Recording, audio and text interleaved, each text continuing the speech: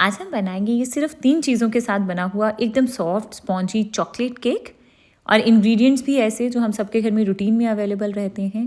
और साथ में इस केक के लिए हमें कोई अवन, कोई कढ़ाई, कुकर नहीं चाहिए, बल्कि हम इसे रेगुलर से नॉर्मल तवे के ऊपर बनाएंगे। बहुत ही आसान और सिंपल सी रेसिपी है, ज़रूर ट्राई करिएगा आप इसे। और अगर रेसिपी पसंद आए तो प्लीज़ वीडियो को लाइक करिएगा और चैनल को सब्सक्राइब करना ना भूलें।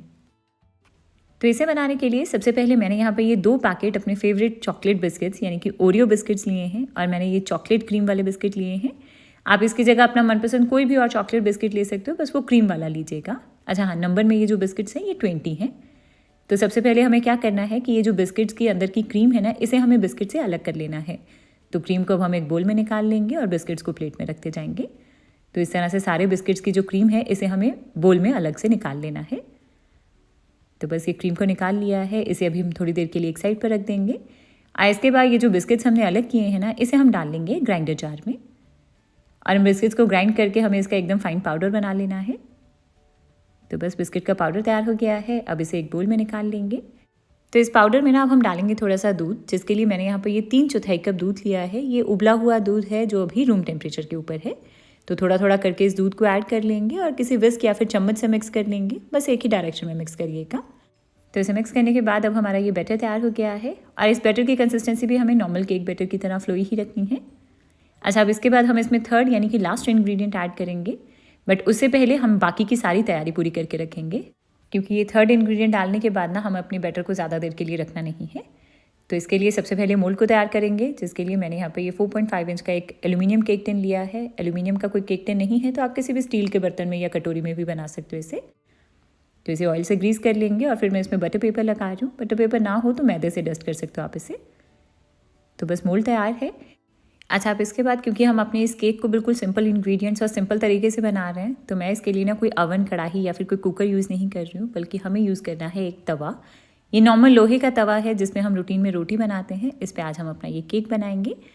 तो तवे को ना हमें जैसे हम अवन को या कढ़ाई को प्री हीट करते हैं, वैसे ही हमें इसे मीडियम फ्लेम के ऊपर 10 मिनट तक अच्छे से गर्म होने देना है। और इतनी देर में ये जो बैटर हमने बना कर रखा था, इसमें अब हम डाल देंगे अपना थर्ड यानी कि लास्ट इंग्रेडिएंट, जो कि है 1 छोटा चम्मच बेकिंग पाउडर। अच्छा, अगर आपके पास बेकिंग पाउडर नहीं है तो आप इसकी जगह इसमें इनो भी डाल सकते हो। तो 1 सैशे या फिर 1 छोटा चम्मच इनो डाल दीजिएगा, और ग्रीन या फिर ब्लू वाला ही डालना है। मैं इसे बेकिंग पाउडर के साथ बना रही हूँ। तो बस बेकिंग पाउडर को डाल के इसे एक ही डायरेक्शन में हल्के हाथों से मिक्स करेंगे, और सिर्फ तब तक मिक्स करना है जब तक कि बेकिंग पाउडर अच्छे से मिक्स हो जाएगा। ओवर मिक्स नहीं करेंगे। तो फाइनली अब हमारा ये बैटर तैयार हो गया है। इसके बाद इस बैटर को डाल देंगे हम अपने इस मोल्ड में। मोल्ड को हल्का सा टैप कर लेंगे। इसके बाद अब ये जो तवा हमने गर्म होने के लिए रखा था ना, अब ये काफ़ी अच्छे से गर्म है, काफ़ी अच्छी हीट आ रही है इसमें से। तो इसके बाद ना इस तवे के ऊपर हमें एक स्टैंड रख देना है। अगर स्टैंड नहीं है तो किसी भी प्लेट या कटोरी को उल्टा करके रख सकते हो। बेसिकली हमें अपने मोल्ड को डायरेक्टली तवे के ऊपर नहीं रखना है। तो इसके ऊपर अब हम अपना ये मोल्ड रख देंगे। इसे ऊपर से हमें ढक देना है। तो इसके लिए मैंने यहाँ पर ये दूध वाला पतीला लिया है, मैं इसी से ढक रही हूँ। आप किसी भी बर्तन से ढक दो, बस इसे अच्छे से ढकिएगा ताकि पतीला तवे को टच करे और जो हीट है ना वो बाहर ना निकले। तो बस इस तरह से ये सेटअप तैयार हो गया है। इसके बाद अब हम इसे बिल्कुल लो फ्लेम के ऊपर पकने देंगे। तकरीबन 25 से 30 मिनट में ये जो केक है ना, ये अच्छे से पक जाएगा। और हाँ, टाइमिंग्स थोड़ी सी आगे पीछे हो सकती हैं क्योंकि तवे की थिकनेस और फ्लेम के ऊपर डिपेंड करेंगी। तो 20-25 मिनट के बाद आप इसे एक बार चेक कर लीजिएगा। और इस केक को ये नहीं है कि आप तवे पर ही बनाओगे, आप चाहो तो अवन या कढ़ाई में बना सकते हो। मैंने पहले ये कढ़ाई में भी बनाकर बताया है और अवन की टाइमिंग्स भी मेंशन की हैं। उस रेसिपी का लिंक नीचे डिस्क्रिप्शन बॉक्स में है, आप वहाँ से चेक कर लीजिएगा। तो इस केक को रखे मुझे पूरे 25 मिनट हुए हैं। आप देख रहे हो कि केक कितना अच्छे से फूल गया है। सेंटर में टूथपिक को इंसर्ट करके चेक कर लेंगे, तो ये टूथपिक भी बिल्कुल क्लियर आ रही है। इसका मतलब है कि केक अच्छे से बेक हो गया है। तो बस गैस को बंद कर देंगे और इस मोल्ड को अब हम एक रैक के ऊपर रख देंगे और केक को पूरा अच्छे से ठंडा हो जाने देंगे। जब तक केक ठंडा हो रहा है तब तक हम इसके लिए आइसिंग यानी कि क्रीम को तैयार कर लेंगे। तो इसके लिए अब ये जो क्रीम हमने बिस्किट से अलग की थी, इसे यूज़ करेंगे हम। तो करना क्या है कि ये जो क्रीम हमने अलग की थी ना बिस्किट से, इसे हम किसी चम्मच के साथ ना हल्का सा विप कर लेंगे।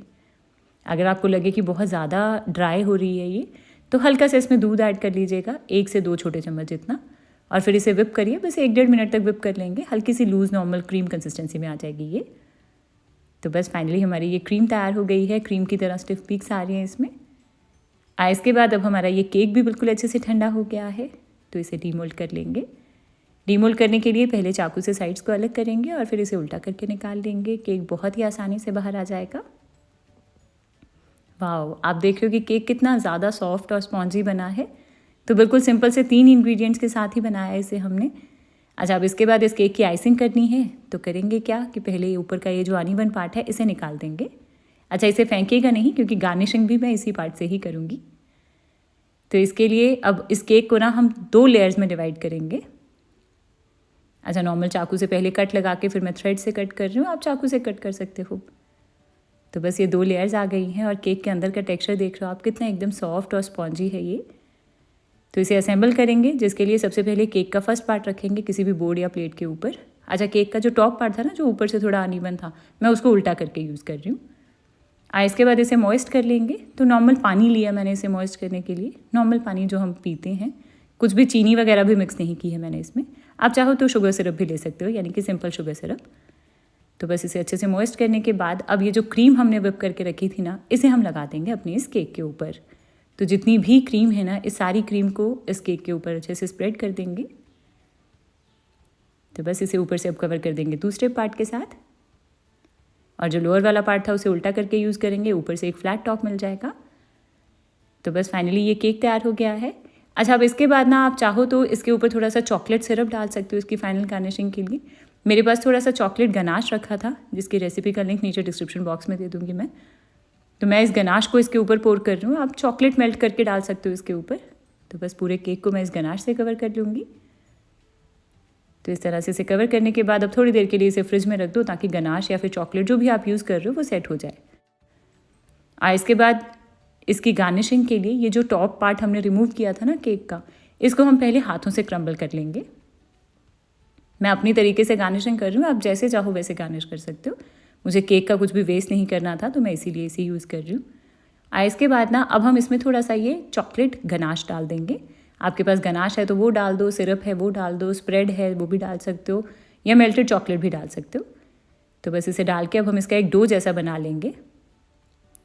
इसे मिक्स करके जब आप चेक करोगे ना, तो ये बॉल्स की तरह बंधना शुरू हो जाएगा। इसके बाद अब इसमें से छोटी छोटी सी बॉल्स बना लेंगे कुछ इस तरह से। इसके बाद ना अब मैंने थोड़ी सी मेल्टेड चॉकलेट ली है, नॉर्मल डार्क कंपाउंड चॉकलेट को थोड़ा सा मेल्ट कर लिया था। तो इन बॉल्स को चाहो तो डायरेक्टली केक के ऊपर रख दो, या फिर इस तरह से चॉकलेट में थोड़ा सा कोट कर लो। बहुत ही आसान है, आप इसके लिए डेयरी मिल्क चॉकलेट भी ले सकते हो। तो बस कोट करके इसे निकाल के एक बटर पेपर या फिर किसी भी पेपर के ऊपर रख देंगे, और थोड़ी देर के लिए इन बॉल्स को ना 5-10 मिनट के लिए फ्रिज में रख दो। ये अच्छे से सेट हो जाएंगी। तो बस हमारी ये गार्निशिंग के लिए बॉल्स भी तैयार हो गई हैं, और इतने में इस केक को रखे हुए भी 10-15 मिनट हो गए थे। तो ये गनाश भी सेट हो गया है। तो फाइनली ये जो बॉल्स हैं हम इसके ऊपर रख देंगे, और इसी से ही गार्निश कर रही हूँ मैं। तो है ना बहुत ही आसान सा केक, सिंपल से 3 इंग्रेडिएंट से ही बनाया। आप चाहो तो ऊपर का गनाश स्किप कर सकते हो अगर आपको ये नहीं पसंद है तो। और फाइनली इसके ऊपर स्प्रिंकल्स डाले तो फाइनली ये केक तैयार हो गया है। अब इसे स्लाइसेस में कट कर लेंगे और इसे सर्व कर लेंगे। तो आप देख रहे हो कि केक का टेक्सचर कितना ज़्यादा यमी लग रहा है। केक में एकदम सॉफ्ट और स्पॉन्जीनेस है, और साथ में ये बीच में ये क्रीम, और ऊपर से हमने थोड़ा सा गनाश डाल दिया इसकी गार्निशिंग के लिए। बहुत ही ज़्यादा यमी लग रहा है ये।